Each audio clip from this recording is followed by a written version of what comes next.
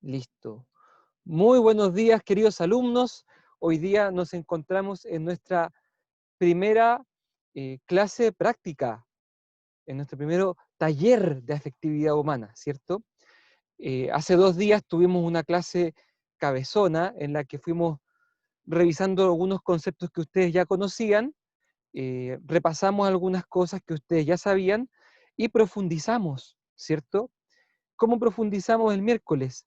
En cada sentido interno analizamos al menos 3 funciones o, como también se puede decir, 3 tipos de operaciones, ¿cierto?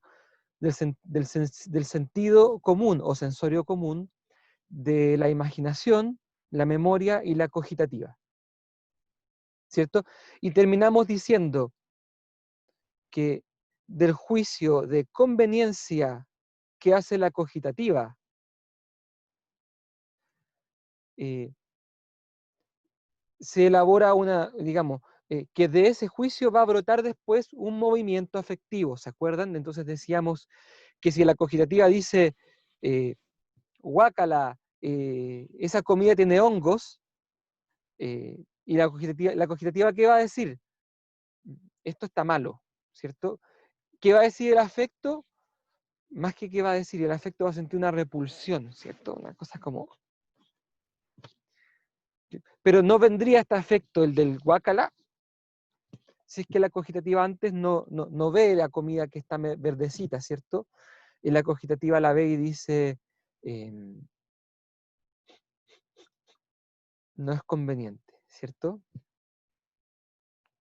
¿Se entiende? O sea, finalmente, junto con los 4 sentidos internos, es importante decir que del juicio de la cogitativa sobre conveniencia o nocividad del sensible, eh, surgirá la respuesta afectiva, ¿cierto? Dicho esto, como acotación, les voy a compartir en la pantalla un caso clínico.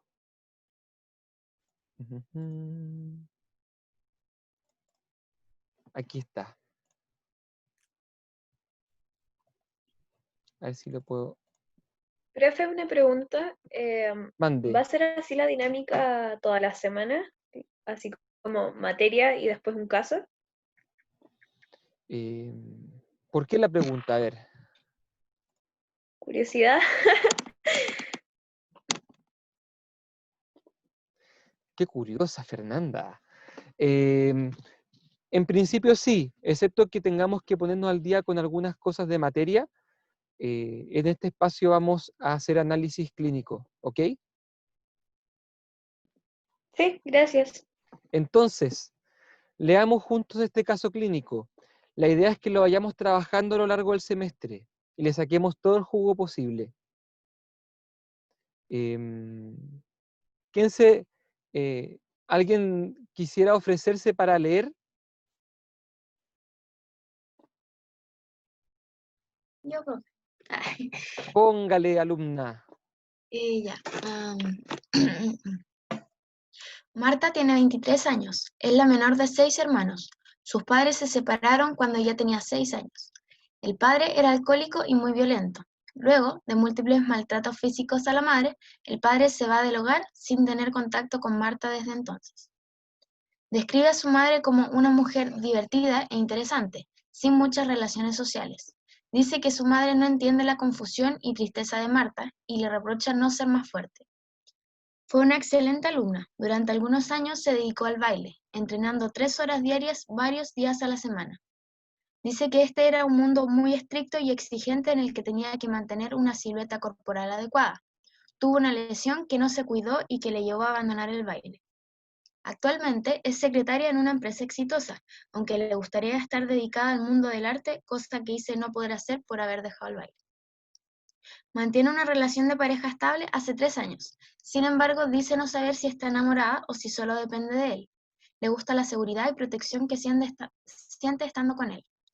Marta tiene un pobre concepto de sí misma, haciéndose constantemente autorreproches ligados a su imagen corporal y su peso. Desde los 16 años ha tenido episodios de atracones y vómitos en los que siente que pierde por completo el control, sintiéndose angustiada y teniendo ataques de llanto. Luego de esto dice sentir vergüenza y tristeza. Mantiene un peso normal para su talla. Marta dice no mostrar ni comunicar sus sentimientos, poniéndose muy tensa en las interacciones sociales. Tengo una máscara y nadie conoce lo que hay detrás. Respecto al futuro, piensa que no se puede seguir como secretaria para siempre. Sería como desoír lo más profundo de mí, lo que más me gusta, que es el arte. Muy buena lectura, gracias Isidora. Tienes un 7 en este ramo. Listo.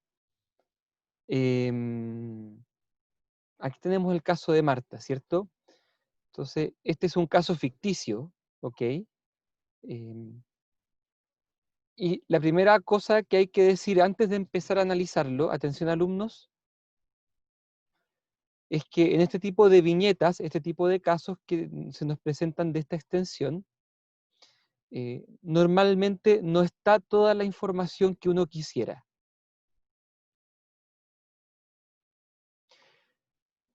Significa que aquí hay muchos vacíos que uno quisiera saber y que no sabemos, ¿cierto? Y esa es una de las limitaciones del caso. Hay que saber que eso es así. Y segundo punto, queridos alumnos, en un caso como este, cuando lo analicemos, siempre hay que hacerlo desde la perspectiva de hacer hipótesis de análisis. Me explico. Si alguien quisiera aquí, leyendo el caso de Marta, decir, lo que pasa es que Marta tiene un super yo sádico, por ejemplo. ¿Por qué un super yo sádico? Porque parece que estuvo en un mundo muy estricto y exigente, y parece que esta exigencia se ha vuelto autoexigencia porque se hace autorreproches. Entonces parece que tiene un super yo sádico, alguien podría decir. Entonces, si es que alguien quisiera hablar del super yo sádico, tiene que decirlo como hipótesis. Tendría que decirlo de la siguiente manera. Podemos hipotetizar, considerando que Marta estuvo en un mundo muy estricto y exigente, y que actualmente ella tiene autorreproches, podría hipotetizarse que Marta posee un super yo sádico. Esto es un ejemplo. ¿Por qué digo que es importante decirlo así? Porque afirmar rotundamente que hay un super yo sádico puede ser una osadía. Lo que nos corresponde a nosotros es decir, en base a lo que estamos viendo acá y en base a este punto y a este punto, es decir, hay que argumentar, habría o podemos hipotetizar que hay tal y tal cosa. ¿Se entiende? Entonces, en este segundo punto que yo les quiero iluminar ahora, es que cuidado con el lenguaje y con la manera de referirse al caso. Ninguno es conocedor de la verdad del caso. Todos tenemos que plantearnos desde la hipótesis. ¿Me explico? Sí, profe. Profe, Súper. Entonces, dicho esto,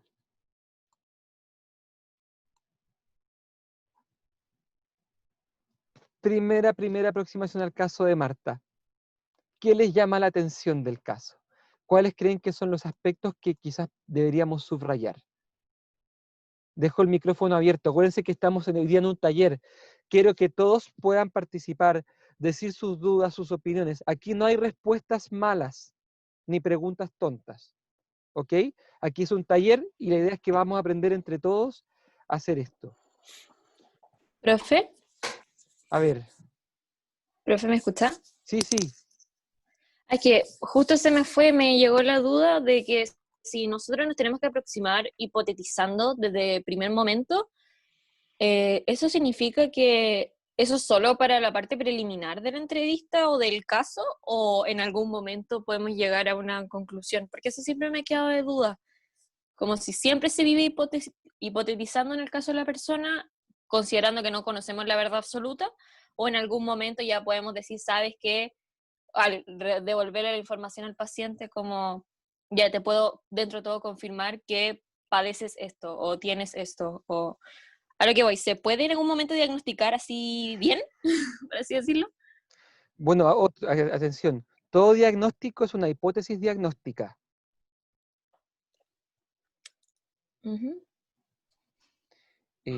Con esto quiero decir de que es muy temerario como psicólogo, cuando uno está en la primera sesión, terminar y decir al paciente, mira, lo que tú tienes es tal, tal y tal. Además que es injusto. No, pero quizás no es la primera. Entonces, importante es llegar a una hipótesis diagnóstica, y tú le puedes decir al paciente, mira, en base a lo que me cuentas, podría ser esto, pero hay que seguir viendo. Entonces, después, cuando tú vas avanzando, le vas conociendo más, la hipótesis o bien se confirma, y entonces uno ya puede decirlo con más tranquilidad, como, digamos, con un cierto grado de certeza, o uno la cambia. Pero en el análisis que hacemos aquí, en esta asignatura, y que se hace en general en la carrera, siempre desde la hipótesis diagnóstica. Porque no podemos tener más sesiones con este paciente para confirmar. Ujú.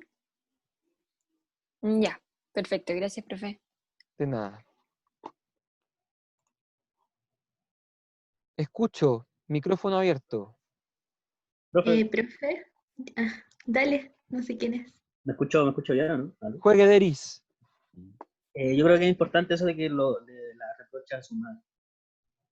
Los, Te reprocha no ser más fuerte. Eso me parece la importante. madre le reprocha. Sí. Claro, aquí un tema que es la madre y que le reprocha no ser más fuerte.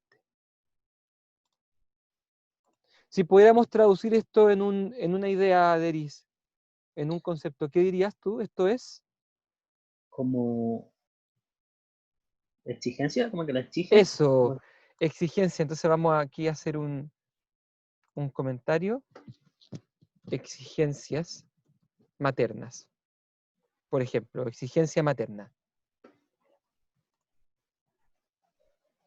¿Te parece? ¿Es lo que querías decir? Sí, eso mismo. Ya. ¿Alguien más quería hablar? Sí. Es que puede que eso mismo la haya em, llevado a ser como más fría, porque ahí dice que tiene una máscara que nadie conoce, y a veces confunden ser más fuerte con no demostrar los sentimientos. Ahí hay una elaboración, ¿cierto? En el fondo, la exigencia le lleva a querer aparentar hacia afuera que está todo bien. ¿O no? Ujú. ¿Cómo lo ves Es tú? que A ver. no sé, porque le dice que la madre le reprocha no ser más fuerte, y como dije, a veces confunden ser fuerte con no demostrar los sentimientos, con ocultar lo que piensan y todo eso. Perfecto. Es una muy buena hipótesis. Habría que decir, podemos hipotetizar que Marta oculta sus sentimientos eh, debido a que ella quiere presentarse como fuerte. O sea, Profe, vamos a agregar aquí comentario. Hipótesis 1.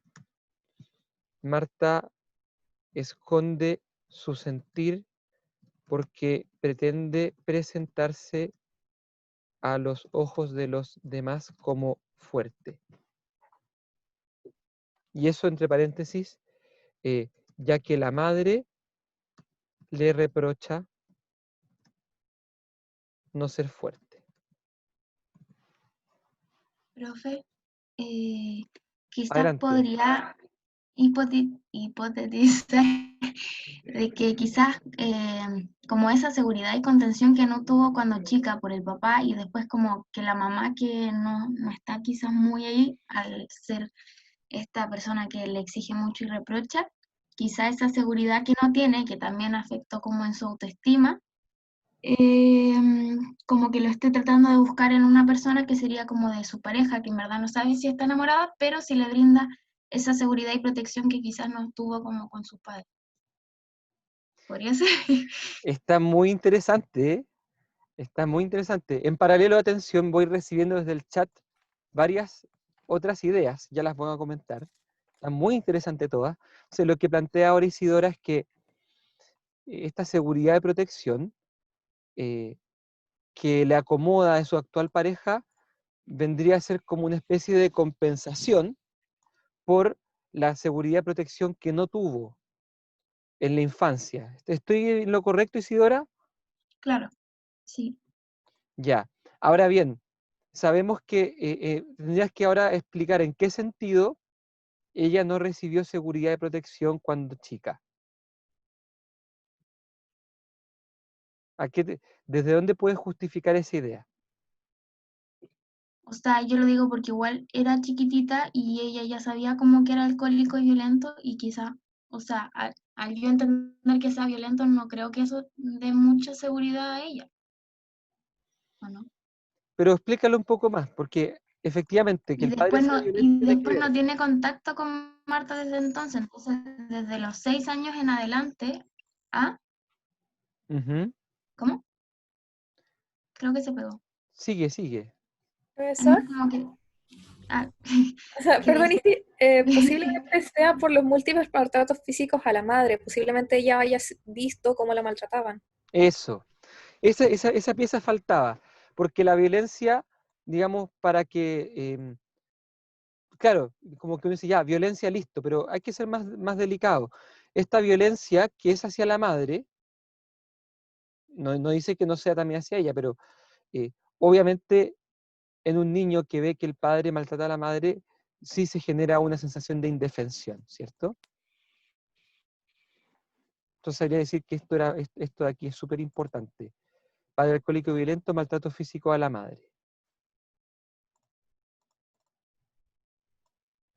Y habría que decir claro, que, aparte también sería de que se va al hogar desde que tiene 6 y tiene 23, entonces ya no estaría esa figura como de protección que no había visto antes, ¿no?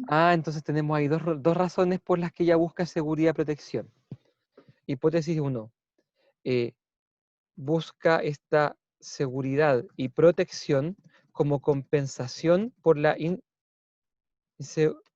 inseguridad, inseguridad eh, causada por el maltrato que había en su familia.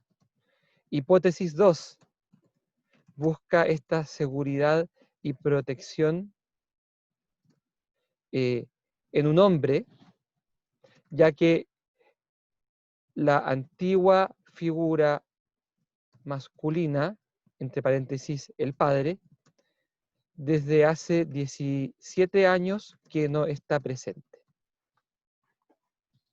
¿Se entiende? Ahí habían dos causas por las que ella está buscando seguridad y protección. Una, porque echaba de menos una figura masculina en su vida, y dos, bueno, porque se sintió insegura en la infancia. ¿Profe? ¿Se escucha? Sí, no sé, que me Sí, da miedo si no se escucha. sí, se escucha, Ya, juega. a mí me tinca, o sea, si ya estamos como más o menos tirando hipótesis, a mí me suena en el caso cuando ella menciona de que desde los 16 años ha tenido episodios de atracones, a mí me suena que, claro, considerando todas las presiones, tanto familiares, del entorno en el que ella se desenvuelve, que a pesar de que le guste, es muy exigente en el tema del baile, yo creo que al final al mantener siempre ella una estructura o de querer presentarse como una persona fuerte y como no sé, como completa, por así decirlo, como organizada, poco menos, yo creo que el atracón es ese como escape o desliz de control, por así decirlo, que ella misma dice que pierde el control, entonces como que se le escapa, por así decirlo, toda la emocionalidad que ella esconde o no muestra o anula definitivamente, y yo creo que se escapa, es una hipótesis, que podría escaparse esta emocionalidad a través de una conducta descontrolada, que al final ella tampoco quiere y se reprocha después, entonces es un ciclo vicioso al final. ¿No sé si se entiende lo que voy? O sea, si te entiendo, y lo que quieres decir es que estos atracones y vómitos son como una especie, tú dices, como de desliz, como un momento en que ella se permite salirse del esquema de la exigencia, se permite, digamos, comer rico, salirse de la regla, pero momentáneamente. Es que Es que no sé si diría que se lo permite, porque yo creo que sería un periodo más culposo, pero como, no sé si a largo plazo, pero si al final para ella significa algo de luego sentir vergüenza y tristeza y se siente angustiada y teniendo ataques de llanto, yo creo que es algo muy fuerte para ella y que podría a través del el atracón también estar dejando pasar las emociones que no está viviendo en el diario vivir, por así decirlo, y que eso, el evento de atracón, incluya traumas, dolores, de todo lo que no está sintiendo siempre, además de que se pasa a llevar, por así decirlo, su meta de mantenerse con un régimen por el tema de su figura.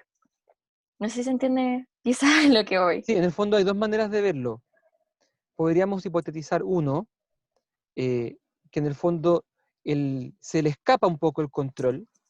No es que ella quiera, Mm, sino que sí, se le escapa el control, digamos, ella ha hecho todo lo posible por mantener una exigencia perfecta y en esto no lo logra. Digamos, la fuerza, claro. digamos, la fuerza de todos estos aspectos que han sido postergados le sobrepasa como una especie de río que viene súper fuerte y que sobrepasa los diques y los rompe. Y el otro Ujú. es el que postula a la compañera por el chat, Profe, que ya voy, tengo Sofía. una acotación. Ah, ya, La compañera por el es chat que, comenta ya. que, que buscas consuelo en la comida. O sea que podría ser como una especie de paréntesis o refugio ante esta vida tan dura porque está llevada por una autoexigencia y un autorreproche que es realmente despiadado. Podríamos decir que hasta aquí podrían ser cualquiera de las dos, ¿cierto? Vamos a seguir analizando a ver si hay más elementos que nos permitan dirimir. Por mientras lo voy a agregar aquí. Nuevo comentario, hipótesis 1. Los atracones son una falla en en una falla del autodominio. Hipótesis 2. Los atracones son un consuelo para la vida áspera que Marta lleva. Ahora, perdón, Sofía quería hablar y después de Sofía vamos a leer algunas cosas que han puesto en el chat, ¿ok? Sofía, Ujú. Sí, es que siendo súper específico, aquí dice que ha tenido episodios de atracones y vómitos, pero no dice que ya se ha provocado el vómito. Entonces también podría ser una somatización el vómito, porque no, aquí al menos no tengo la información de que ella se provoque el vómito y que podamos hablar de un trastorno alimenticio como provocado. sí, muy buena O, acotación. o no sé si debemos ingerirlo, o sea, inferirlo. Ingerirlo, está hablando de atracones y vómito. Sí, eh, entonces, me traes papeles. sí, mira, em, no dice aquí que ella se provoque los vómitos, pero en todo caso, yo nunca he escuchado de algún paciente que como que vomite solo, así como que alguien de repente como que le venga el vómito. En realidad, digamos, por el contexto, es casi seguro que estamos refiriéndonos como a algo del orden de la bulimia. Eh, por el contexto, porque es como una presentación clásica, porque es muy raro que alguien como que vomite sin control, como que se le salga el vómito después de un atracón. Le- Digamos que está en lo correcto con que no sale, pero es una lectura quizás un pelín rebuscada. Ya, Ya, muchas vamos, gracias. de nada. Entonces, vamos a ver lo que dice en el chat. Agregan separación de los padres y convivencia de ellos en la infancia. Sí, hay algo con la separación. Pues, sí. Separaron cuando tenía 6 años. Eso, ustedes saben que para un niño no puede ser indiferente, ¿cierto? No, nunca da lo mismo. La convivencia de ellos ya está puesta, subrayada como maltrato físico. Otro, maltrato a su mamá y abandono del padre es importante. El maltrato ya está y el abandono del padre, el padre se va del hogar. Atención aquí, Teresa en el chat dice abandono del padre. Abandono es una lectura, ¿cierto? Que el padre se va del hogar, no sabemos si es porque la madre puso una constancia en Carabineros y ella lo alejó. No sabemos si se va porque tuvo una enfermedad terminal y tuvo que irse a internarse en una clínica. Y la palabra abandono implica como una sensación como de que me dejan solo, ¿no? ¿Se entiende? Profe, Entonces, igual respecto a eso que usted habla, yo siento que igual podría tomarse la palabra abandono, porque después dice que no tiene contacto con ella desde entonces, y estamos hablando de un periodo de muchos años, muchos años. Entonces, en el caso de que hubiera pasado algo, un accidente o lo que sea, quizás en algún momento hubiera vuelto a tener contacto con ella o intentado comunicarse de alguna forma, pero no hubo nada. excepto que haya muerto. Tal vez la palabra Sí. ausencia, abandono. Sí. Oye, es muy, atención todos con este punto. Aquí estamos en un punto importante que queremos aprender. El hecho seguro es que el padre se va del hogar. Eso nadie lo tiene en duda aquí, ¿cierto? Lo que no sabemos es cómo Marta percibe esto. No sabemos si ella lo percibe como un favor, no sabemos si ella lo percibe como que se siente abandonada. Eso en el fondo es la vivencia subjetiva. Y esa es una hipótesis. ¿Me explico? Profe, y un poco agregando lo que usted dice, que por un lado está la perspectiva subjetiva, que podría haber tenido ella a los 6 años, cuando ocurre el evento de supuesto abandono, de que el padre se va del hogar, y con la concepción del evento que se va formando ella a lo largo de los años, porque quizás lo que ella pensaba cuando tenía 6 no era lo mismo que ella pensaba cuando tenía 14, y no es lo mismo lo que piensa ahora que tiene 23. Exacto. Quizá puede ir aprendiendo nuevas cosas para formular nuevas ideas de por qué haya pasado eso, o quizá el mismo contacto con la madre podría haberle dado ideas sobre lo mismo. Ay, perdón. Sí, tal cual. Digamos, hay mucha información omitida aquí. Entonces, ¿por qué comento esto? Porque la palabra abandono es fuerte, ¿no? Sentirse abandonado es fuerte. Y quizás Marta, quizás cuando el padre se fue, Marta lo celebró. Y quizás sintió que el papá le hizo un favor. No sabemos. Entonces, eh, ¿por qué traigo este punto a colación? Porque no quiero criticar a la compañera. Lo que quiero es mostrarles la diferencia entre una descripción de lo ocurrido, que la descripción es que el padre se va, versus la interpretación, que el padre abandona a Marta.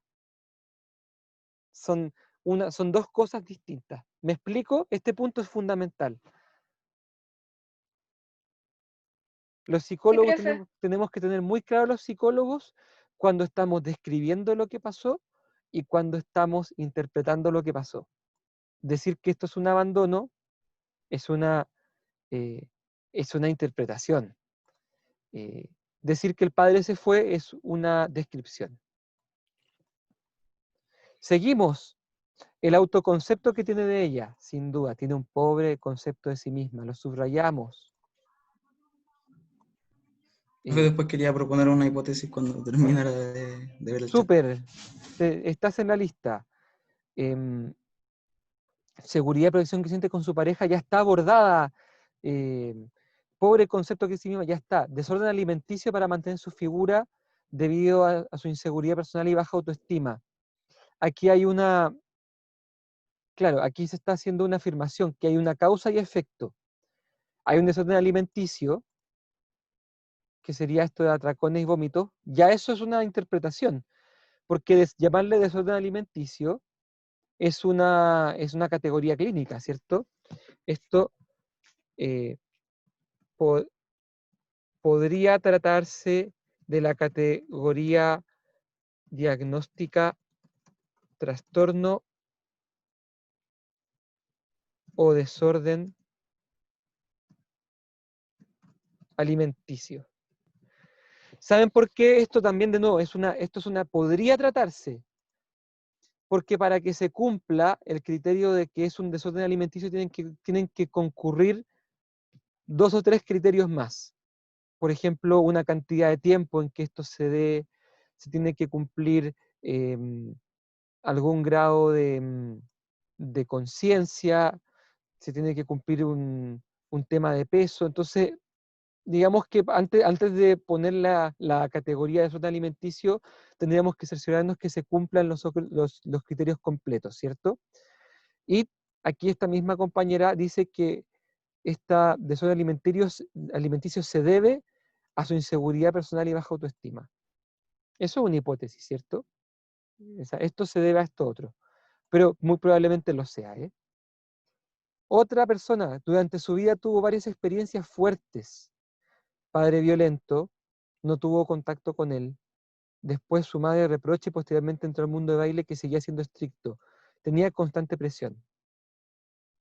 Me quiero agarrar de este análisis que está súper bueno porque fíjense que es como una especie de mirada general. Esta compañera está detectando que hay 2 o 3 experiencias fuertes que tienen algo en común. Dice padre violento, madre exigente, mundo del baile estricto. Entonces dice tenía constante presión. Atención, el miércoles estuvimos analizando algunas categorías, alguna materia. ¿Cómo podemos entender este comentario de la compañera?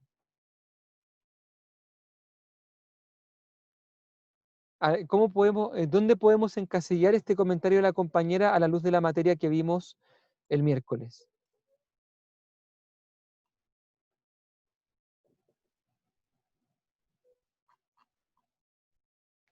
Ya, aquí alguien dice la cogitativa, ¿qué tiene que ver?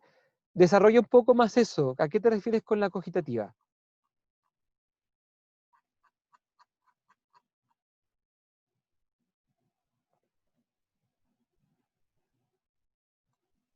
En la raíz de la percepción de tu suceso. La atribución negativa que aparentemente tiene. Sí, tienes razón con eso, pero hay algo más. Hay algo más, a ver si es que alguien la chunta. Aquí está, experimentum. Sí, voy a explicarme acá, atención, voy a explicarme aquí en el caso clínico. Sí, diríamos, memoria 1, padre violento. Memoria 2, madre exigente. Memoria 3, el mundo estricto del baile. Hay 3 memorias que hacen alusión a algo en común, ¿cierto? Al castigo, a la exigencia, ¿cierto? Entonces, ¿cuál es la facultad que reuniendo 2 o 3 memorias saca una conclusión?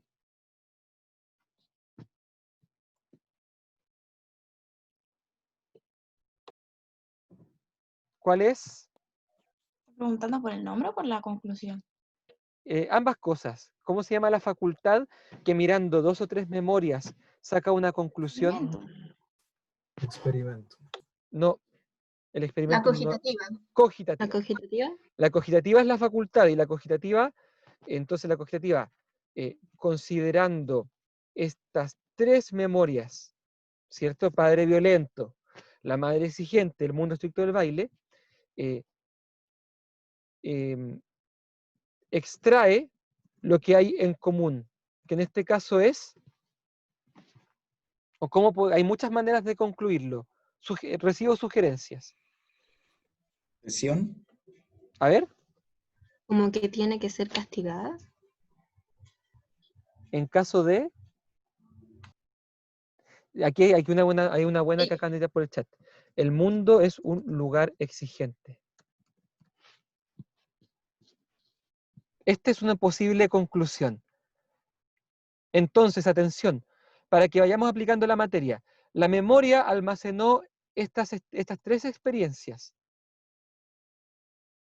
La cogitativa, mirando las 3 experiencias, extrae alguna cosa en común. En este caso, el mundo es un lugar exigente. Este es el experimentum.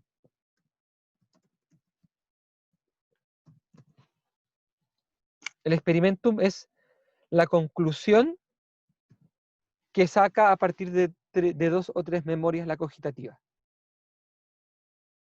¿Se entiende?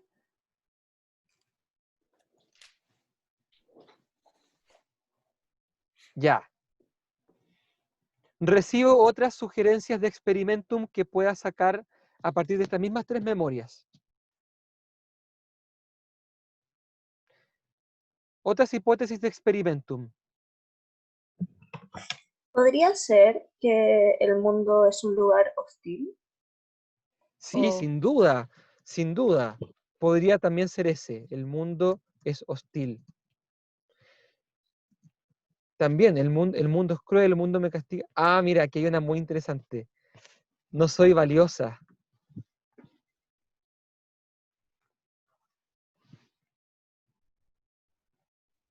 No soy valiosa porque si lo fuera, no me tratarían tan mal. No merezco cosas buenas. Ah, esa también, mira, muy buena. No me puedo, no hay espacio para equivocarme. Tengo que ser perfecta. ¿Se entiende? Quizás también el no puedo salirme de la línea, así como tengo que mantenerme, en ese sentido de tengo que ser perfecta y no soy valiosa, es como Sí, tengo que mantenerme siempre en línea, porque si no pierdo mi único valor, que sería mantenerme en línea. sí, claro. Entonces, Entonces cualquier debilidad me quita valor. fíjense que a partir de esta idea del tengo que ser perfecta, que surge de estas experiencias, se puede entender por qué después viene este pobre concepto de sí misma, los episodios de atracones y vómitos. ¿Se entiende? Esta es una clave muy importante de la que estamos ganando acá. Si es que ustedes logran en un caso clínico encontrar experimentum, o hipotetizarlo como en este caso, han hecho un avance muy profundo en la comprensión del caso.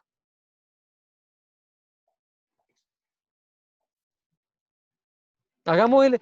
Miren, entonces, a ver si alguien quedó con alguna duda de cómo logramos encontrar el experimentum.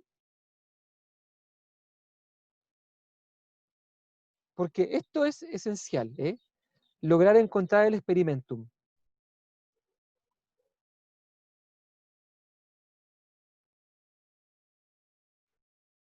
No hay dudas. Todos ya saben sacar el experimentum de un caso clínico. Solamente para cerciorarme, entonces voy a repetir.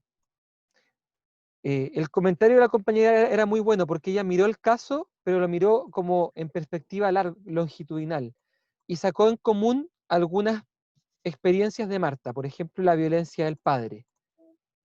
Después, los reproches de la madre. Después, miren, excelente alumna, sospechoso, puede ser que provenga de esta autoexigencia. Mundo estricto y exigente del baile, donde tenía que mantener silueta corporal adecuada. Mira, secretaria de empresa exitosa, todo huele a una persona que va por la vida como buscando ser perfecta, buscando, todo va oliendo. Entonces, ¿qué hizo? ¿Cuál fue la sugerencia de esta compañera? Juntó o puso en línea 3 experiencias. El padre violento, la madre exigente, el mundo estricto del baile, y dijo, en común hay algo. Pues bien, es la cogitativa la que saca en común la conclusión, que pueden ser muchas posibles, ¿cierto? El mundo es un lugar exigente, el mundo es hostil, no soy valiosa, no hay espacio para equivocarme, tengo que ser perfecta, u otras.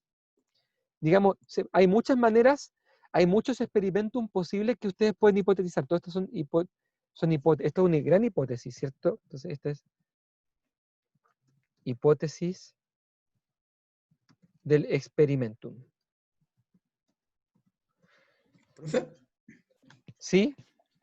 es que, o sea, me hace mucho sentido lo del mundo exigente y de que no se sienta valiosa y todo, pero lo único que como que no me cabe bien o no me encaja bien personalmente es la memoria del padre violento, como que si puedo bajar un poquito, por favor.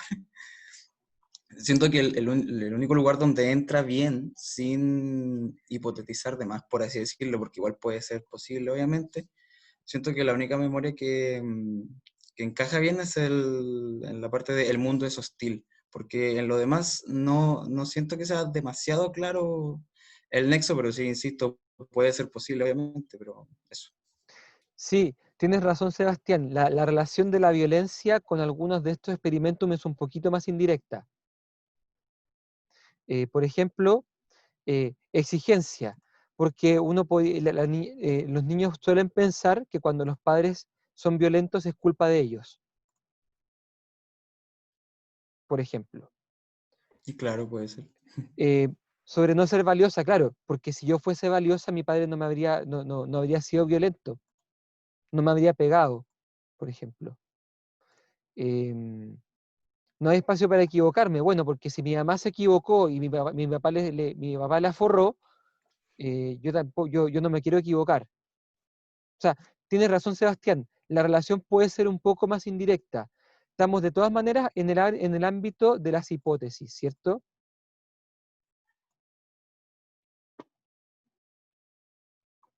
Pregunta aquí alguien en el comentario.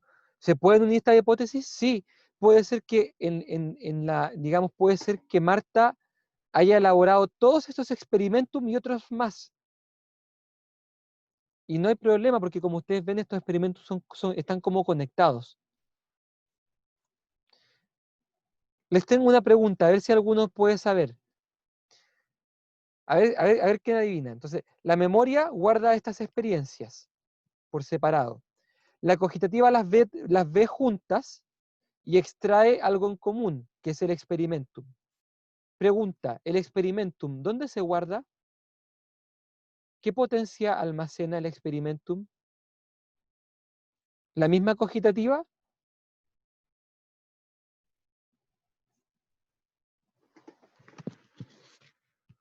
Entonces tenemos ahora, exactamente, es la memoria. Entonces tenemos una memoria 4, que vendría a ser eh, el experimento. ¿Cierto? Entonces, la cogitativa en el fondo descubre algo nuevo y ese algo nuevo va a quedar también en la memoria, como una memoria nueva.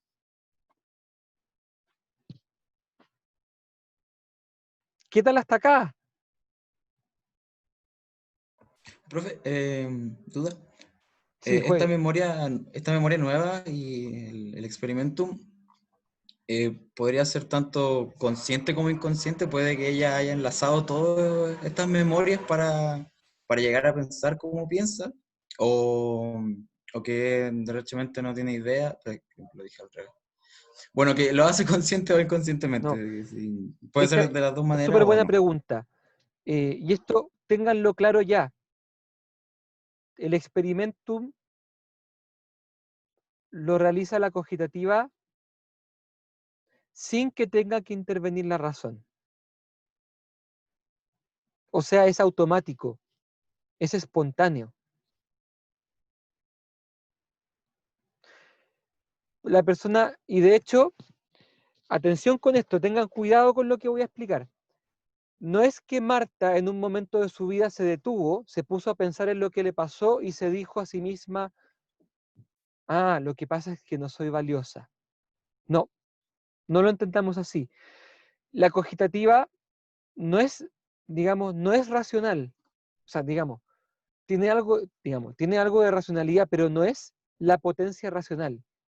Con esto quiero decir que uno no tiene acceso directo a los juicios de la cogitativa. Me explico. Si cuando tú vas por la calle y ves un perro feroz yendo hacia ti, tú no escuchas en tu mente las siguientes palabras. Estoy en peligro, debo escapar. Uno no lo escucha, uno simplemente siente que tiene que salir de allí. Entonces, con eso quiero decir que el experimentum es una conclusión que saca la cogitativa, pero de la cual no siempre tenemos noticia.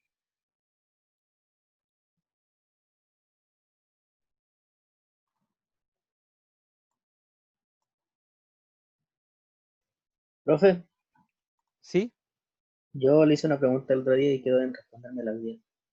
Sí, ¿Se acuerda cuál es? ¿O no? la he ¿O la leído. duda? ¿Sí? Cuando queden unos 10 minutos para terminar la clase la vamos a ver, porque mi idea es que cerremos este punto que estamos viendo ahora. ¿Te parece? Y perdona por Ya. tramitarte tanto. No, está bien. Profe, ¿Sí? por esto que dijo a lo último, justo por eso me queda la duda si el experimentum se guarda en la memoria, deberíamos ser capaces entonces de acudir a él como más fácil. Y ciertamente, pues no, ahí es donde empiezan todas las trabas y todo en el que no tenemos conciencia de nuestro experimentum inicial que luego nos lleva a tantas traumas y a tantas cosas. Claro. Entonces, ante la pregunta que dónde se guarda el experimentum, por eso yo puse inconsciente, porque me parece que hay un contenido muy inconsciente ahí, ¿no? O es Profe, mala memoria. profe, quizás no es porque la memoria solo los guarda en cuanto a lo sensible, no lo racional. No, el experimentum no es racional. Es sensible, es una conclusión sensible.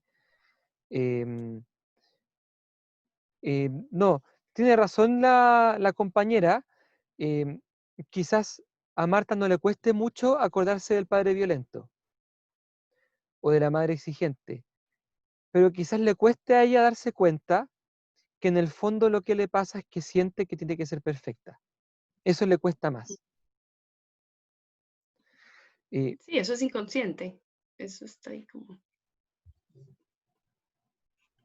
Sí, si es que vamos a usar la palabra inconsciente, tenemos que entenderla no en un sentido freudiano, sino que en el sentido de que no tengo conciencia de ella. ¿Ok? El experimentum vendría a ser como una especie de, digamos, uno no recuerda el experimentum directamente, sino que uno puede recordar la sensación, por ejemplo, como acordarse de todo esto que me pasó, que mi madre era violenta, mi madre era exigente, y como que me siento como mal al pensar en todo eso. Eso es lo que uno puede llegar a saber, como que uno se siente mal. Entonces, si es que uno le da un poco más de vueltas, ¿por qué te sientes mal? Uno empieza a descubrir que lo que hay en común es que me siento poca cosa, me siento poco valiosa, por ejemplo. Pero ese experimentum sí está guardado en la memoria, lo que pasa es que no es la memoria de un evento. Por eso es que confunde un poco. Es la memoria de un juicio sensible. Y los juicios sensibles no se almacenan como imagen, como foto. Por ejemplo, el padre violento está asociado a una foto, una fotografía. Por ejemplo, la fotografía del papá con el cinturón en la mano, ¿cierto? La madre exigente también tiene una fotografía. Por ejemplo, la mamá con las manos puestas en la cintura diciendo como, ya tú de nuevo con no sé qué, ¿cierto? Foto. El mundo estricto del baile también, la profesora diciéndole como, derecha, derecha, pero el experimentum no tiene foto. Profe, ¿Sí? con respecto a esto de la memoria, absolutamente toda memoria es consciente. No hay algunas como... No sé. No, en principio, atención, en principio todas las memorias se almacenan de manera inconsciente. O sea, yo no me doy cuenta y se van grabando las experiencias en mi mente. Yo no tengo que proponerme guardar en mi memoria algo para que se guarde. Y de hecho, hay muchas memorias que yo no puedo llegar con esfuerzo. Aprovecho de pasar una materia aquí. Cuando yo me esfuerzo voluntariamente en recordar, eso se llama reminiscencia.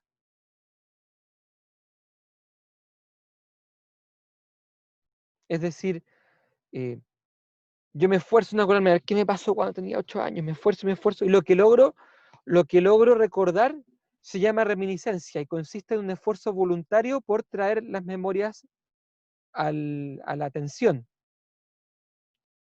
Ahora bien, hay algunas memorias que por más que yo me esfuerce no van a aparecer, porque me falta la pieza asociativa.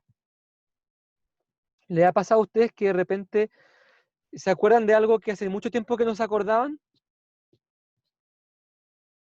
Bueno, eso es porque alguna cosa pasó reciente que se asemejaba de alguna manera. ¿Se acuerdan que la memoria se organiza por semejanza? O sea, de repente tú no te acuerdas que tu cumpleaños número 10 lo pasaste en la Quinta Normal, en el Parque Quinta Normal. Qué lindo es, ¿cierto? No te acuerdas hasta que alguien te cuenta que fue a la Quinta Normal y te acuerdas de repente, yo estoy ahí, tuve un cumpleaños. Pero si alguien no te cuenta que pasó por la Quinta Normal, tú no te acuerdas de la Quinta Normal. O sea, con eso quiero decir que para que la memoria también a veces evoca recuerdos de manera espontánea e incontrolada. Y eso lo hace cuando asocia. ¿Profe? Ujú. ¿Qué pasa en el caso de los como recuerdos falsos o en cierto sentido cuando una persona cree recordar algo y en verdad hay un factor imaginario o de aporte? Significa que ahí como que la imaginación se mete con la memoria, como cuando yo siento que recuerdo haber hecho algo y nunca lo hice. Sí. O cuando, no sé, a veces se mezclan los sueños, cuando uno dice, no sé si lo soñé o me pasó en verdad, cosas así. Sí, es muy interesante este fenómeno porque efectivamente debido a la imaginación y debido a algunas lagunas del recuerdo, uno puede, digamos que la mente tiende a completar la información y a veces la completa de manera equivocada. Entonces puede ser que yo tenga falsas memorias, pero seguramente no todo lo que hay ahí es falso. Quizás lo falso es que lo viví yo, pero quizás lo vivió un hermano. Y yo lo viví como que si me hubiera pasado a mí. Por ejemplo, me acuerdo, mi hermano, yo tengo un hermano que recuerda que alguna vez se le reventó un globo en la cara. Está seguro que se le reventó en la cara. Pero un día, hablando con un amigo, su amigo le dijo que le había pasado a él y no a mi hermano. Seguramente lo que pasó es que mi hermano vio eso que le pasó al amigo y como él se puso en el lugar del amigo y lo vio y pensó que era terrible que le pasara a él, finalmente lo que él guardó fue esa imaginación de lo terrible que sería que a mí me pasara. Entonces lo que él guardó como memoria es cierta. ¿En qué sentido? En el sentido de que él sí se imaginó lo del globo. Lo que no es cierto es que le pasó.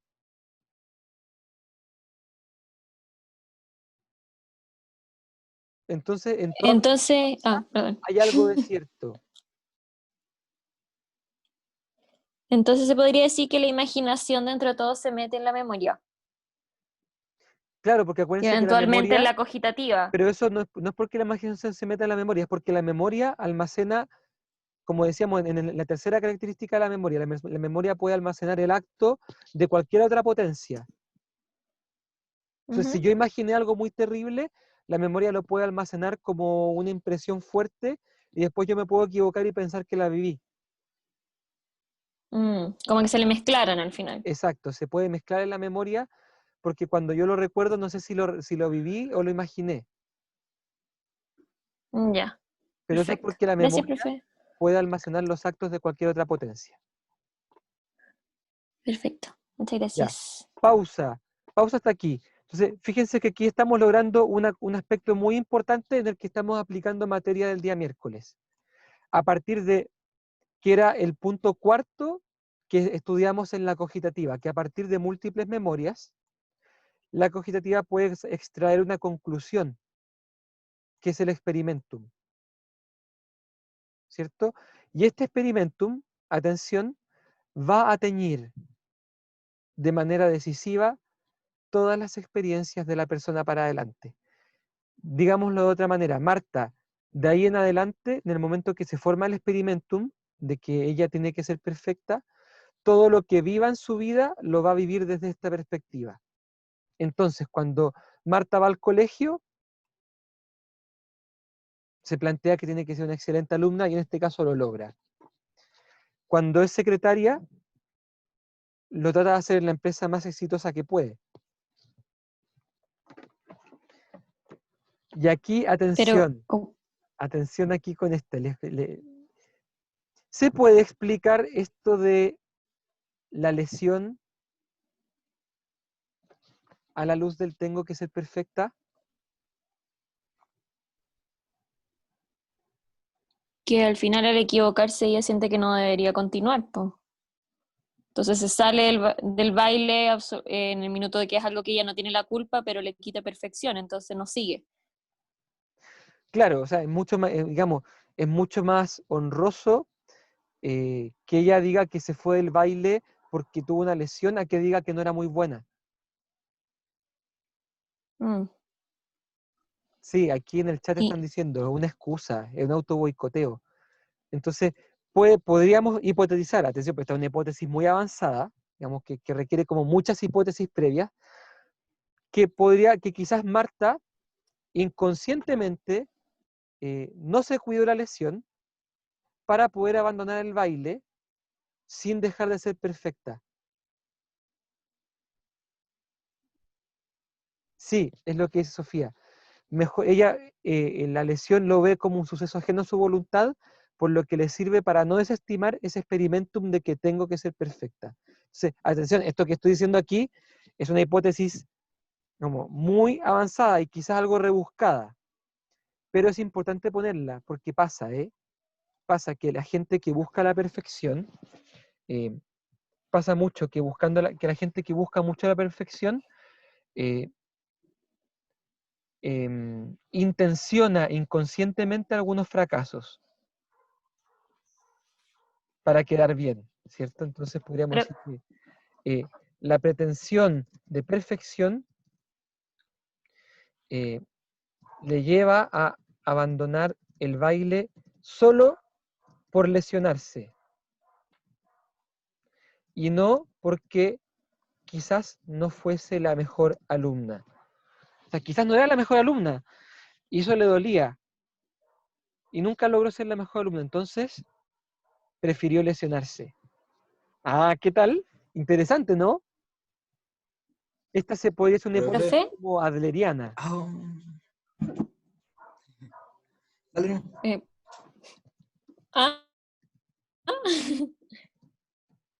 ¿Profe, le puedo hacer una pregunta? Sí. ¡Ay, no! Eso me corta, que el experimentum se puede cambiar, considerando que si ese ya está planteado y eso va a afectar el resto de su ocurrencia en su vida, asumo que en la terapia se puede cambiar el experimentum base que impide lo otro, ¿no? O se crea otro. Te lo voy a decir al ¿Cómo se hace revés. eso? Al revés.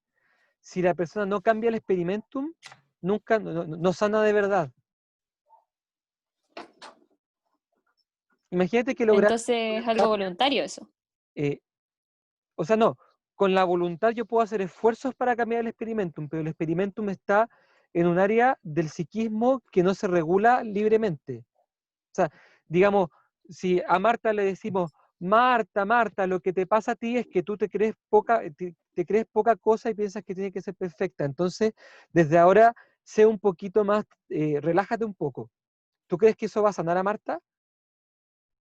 ¿Tú crees que ella va a No, decir, pues para nada. oh, tienes razón, ahora que me doy cuenta, cambia mi experimentum? No. Lo que tenemos que lograr en terapia es que Marta tenga nuevas experiencias, nuevos experimentum, que cancelen o le hagan peso al experimentum anterior. O sea, no se eliminan, sino que se combaten al final con otro. La idea es que se logren integrar en un experimentum más apropiado. Por ejemplo,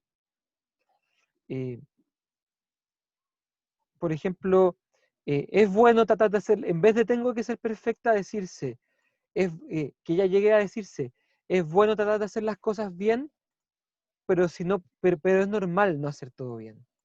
No hay nadie perfecto, por ejemplo. O sea, hay que hacer una reestructuración del experimentum.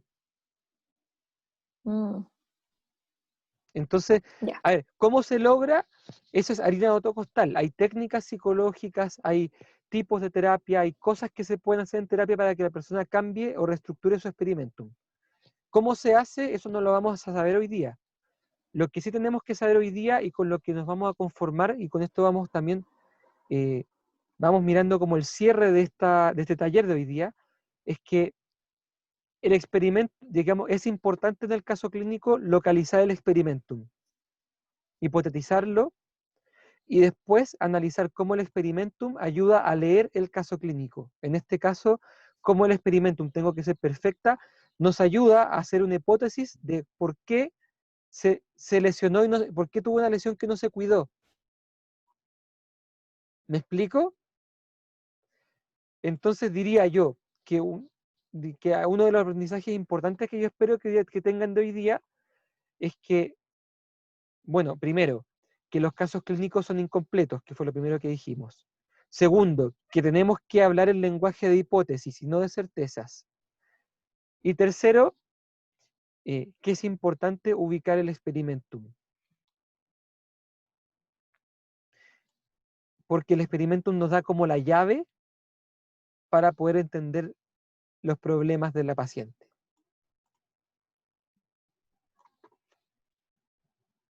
Ya, entonces esto lo voy a guardar y lo vamos a ir subiendo, ¿ya? Profe, tengo una pregunta. ¿Sí? Como que me da curiosidad esto del autosabotaje con la lesión y todo eso. ¿Se puede tomar igual como autosabotaje? Como esto de querer salir del baile, pero justificándose a sí misma como de que sigue siendo perfecta, que estaba fuera de sus manos. Pese a que ella ha dicho, como tomando la culpa de que no se lo cuidó, así como que no solo dijo que tuvo una lesión y que se tuvo que salir, sino que fue como que se atribuyó igual una culpa, así como no me la cuidé. Es que sí, podría ser que le pongamos culpa o podría ser que, por ejemplo, tuvo motivos de fuerza mayor para no cuidarse la lesión. Por ejemplo, era en el pie, pero ya tenía que ir al colegio, no podía perder clases, así que igual caminaba y entonces la lesión se cronificó. En el fondo, el que no se la cuidó no significa necesariamente que ella se eche la culpa. Pero es buena tu observación. En el fondo aquí tendríamos que preguntarnos si Marta está asumiendo su responsabilidad en la lesión o en realidad simplemente está describiendo que no se la cuidó y no está explicando por qué. Ya. ¿Te parece? Gracias. Sí. Deris, tú preguntabas la clase anterior sobre cómo podemos ligar el ello con... ¿Te acuerdas con qué concepto lo querías ligar? Con la cogitativa. Ya. Entonces, ¿qué dirías tú a raíz de lo que hemos aprendido hasta acá? ¿Dirías que el ello equivale a la cogitativa? No al 100%, pero tienen similitudes. Hay cosas en común. El ello en el psicoanálisis, ¿qué es? ¿Qué significa el ello en el psicoanálisis? Es una fuerza psíquica. Primero es una instancia psíquica, ¿cierto? Una de las 3 instancias psíquicas. ¿Qué más hay que decir del ello? ¿Qué Puede ser pretende el ello? consciente, que tiene los deseos ocultos. Más que eso, el ello es la instancia psíquica que busca la total satisfacción de los impulsos. La búsqueda del placer. Exacto. La cogitativa en sí misma no busca nada, evalúa. Pero se inclina hacia el placer, ¿o no? No, la cogitativa simplemente evalúa. Evalúa si esto es peligroso o si esto es placentero. Después vienen las emociones, que tienden a lo placentero y rechazan lo desagradable. Si es que el ello está en alguna parte, no es en la cogitativa ni en los sentidos internos, sino que tendría que estar en algún área de las potencias que hemos llamado apetitivas. O sea, debería estar en el apetito sensitivo.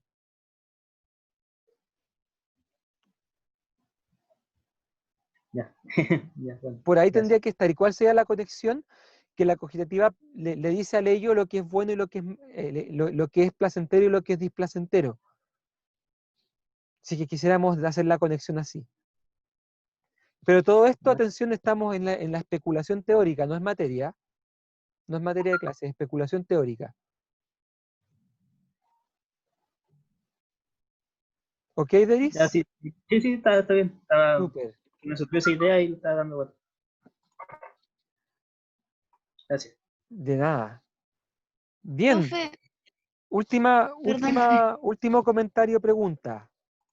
Escucho. sí, no, es que era por las tres cosas que había dicho y que una de las terceras era como reconocer el experimentum. ¿Cuáles eran las otras? La primera, recordar que los casos clínicos siempre son incompletos, o sea que les falta información, y que esa información uno la puede proponer en la hipótesis. Por ejemplo, yo en este caso propuse que quizás a Marta Marta no era la mejor alumna de baile. Eso lo propuse yo, aquí no sale. Propuse que podría ser que Marta no fuese la mejor alumna de baile. Eso fue una información que inventé yo para darle más sustento a mi hipótesis del autosabotaje.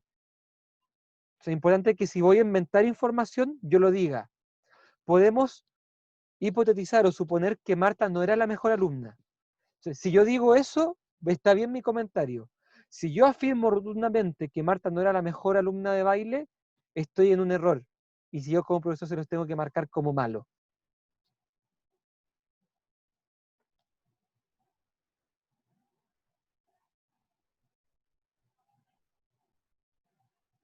¿Te sirve? ¿Le quedó más claro? Pero dijo otra cosa más, ¿o no? Porque uno era sobre hipotetizar y el otro era de... El primero, que información imperfecta. El segundo, que siempre hay que hipotetizar más que asegurar cosas sobre el caso. Y tercero, que hay que buscar el experimentum. Ya. Gracias. Bien. Sí, me preguntan por el chat si el experimento es juicio sensible. Sí, es un juicio sensible. Estimados, hay muchos otros comentarios que no alcancé hoy día a comentar. Guárdenlos, porque este mismo caso clínico lo vamos a seguir analizando la próxima semana. No se inquieten, vamos a tener tiempo de sacarle el jugo a este caso clínico. Yo espero que hasta aquí esto les esté ayudando, les haya servido la clase, y sigan por favor con este nivel de participación. Para mí como profesor es maravilloso, y me da un muy lindo experimentum el que ustedes pregunten, participen, comenten por el chat en voz alta. En este caso diríamos que es un experimento positivo, ¿cierto? Porque yo digo, por ejemplo, por favor participen y participan. Hago una pregunta y responden. En base a esas memorias, ¿qué me dice la cogitativa?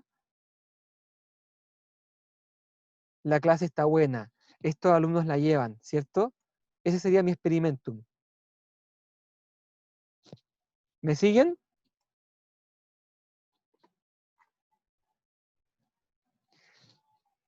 Me dice por aquí alguien que merecemos un 7. Ja, ja, ja, ja. Sí, también, yo creo que mi experimentum, yo tengo un experimentum como de que ustedes son un muy buen curso también. ¿Eh? Entonces, depende de ustedes confirmar el experimentum o desconfirmarlo. No, son bromas. Queridos alumnos, lo dejamos hasta acá. Espero que estén disfrutando de esto. Nos vemos el otro miércoles y seguimos avanzando con materia. Sí, el experimento no se almacena en la cogitativa, se almacena en la memoria. Por eso es que puse que la memoria cuarta es el experimentum. Un abrazo grande, cuídense, y ya voy subiendo esta materia a Chao, YouTube. profe. Voy subiendo esta materia a YouTube y pronto les mando los links para que ustedes puedan acceder. Un abrazo. Chao, profes, que estén bien. Chao, chao. Chao, profes, que les vaya muy bien.